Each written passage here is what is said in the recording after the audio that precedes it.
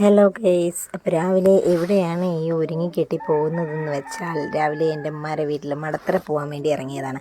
അപ്പോൾ ഇതിനു മുമ്പ് ഒരു ദിവസം പ്ലാൻ ചെയ്തിട്ട് നടന്നില്ല മടത്തറ പോകാൻ വേണ്ടി. അങ്ങനെ ഞങ്ങളിതാ ഇന്ന് പ്ലാൻ ചെയ്ത് ഇറങ്ങി മടത്തറോട്ട് പോകാമെന്ന് പറഞ്ഞ്. അപ്പോഴിതാ ഭയങ്കര മഴ ഗൈസ്. അങ്ങനെ മഴയത്ത് ഞങ്ങളിതാ ഒരു കടയിൽ കയറി, പാലോട് ഒരു കടയിൽ കയറി ഒതുങ്ങി നിൽക്കുകയാണ്. അപ്പോൾ റിഹാനായും വാപ്പായും അപ്പുറത്ത്, ഞാനും മോനും ഇപ്പുറത്തായിരുന്നു. അങ്ങനെ ഒരുവിധം മഴയൊക്കെ തോന്നപ്പോൾ ഞങ്ങളിതാ മടത്തറ വന്നു. മടത്തറ വന്നിട്ട് ഇതാണ് ഞങ്ങളുടെ വീട്ടിൻ്റെ ബാക്ക് സൈഡ്. ഇഷ്ടാനുസരണം കരിയേപ്പിലൊക്കെ നിറഞ്ഞ് വാരി നിൽക്കുന്നുണ്ട്. ഫ്രണ്ടിലാണെങ്കിൽ ഇഷ്ടാനുസരണം തുളസിയുണ്ട്. വളരെ അടിപൊളിയായിട്ടുള്ള നല്ലൊരു പ്ലേസാണ്. എനിക്ക് ഭയങ്കര ഇഷ്ടമാണ് അവിടെ നിൽക്കാനും എടുക്കാനും ഒക്കെ.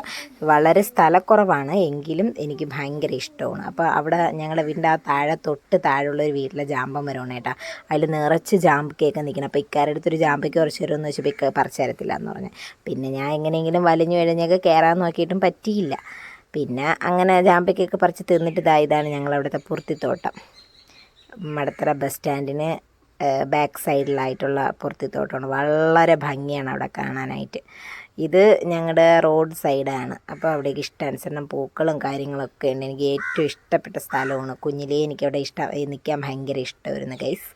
അപ്പോൾ അതെല്ലാം കഴിഞ്ഞ് ഞാൻ വീട്ടിൽ വന്ന് അപ്പോൾ ആടും കുട്ടിയായിട്ട് കൊണ്ടുവന്നു. അപ്പോൾ അതിലൊരു കുട്ടിയെ ഞാൻ എടുത്ത് വളർത്താമെന്നൊക്കെ പ്ലാനിട്ടിരുന്നു. പക്ഷേ എന്ത് ചെയ്യാൻ, അത് ആഹാരം കഴിക്കാത്തതുകൊണ്ട് അതിനെ വളർത്തണ്ട എന്നുള്ളൊരു പ്ലാൻ അങ്ങ് വിട്ട് കഴിഞ്ഞു. ആ തീ എന്താണെന്ന് വെച്ചാൽ, ആട്ടിനെ കൊഞ്ചിക്കുന്നതിൻ്റെ ഇടയിൽ അടുപ്പിൽ ഞാൻ മീൻ പൊരിക്കാൻ വേണ്ടി വെച്ചിരുന്നു ഗൈസ്. എണ്ണയെല്ലാം കരിഞ്ഞ് പറഞ്ഞ് ഞാൻ വിചാരിച്ച് വീട്ടിൽ തീ പിടിച്ചെന്ന്.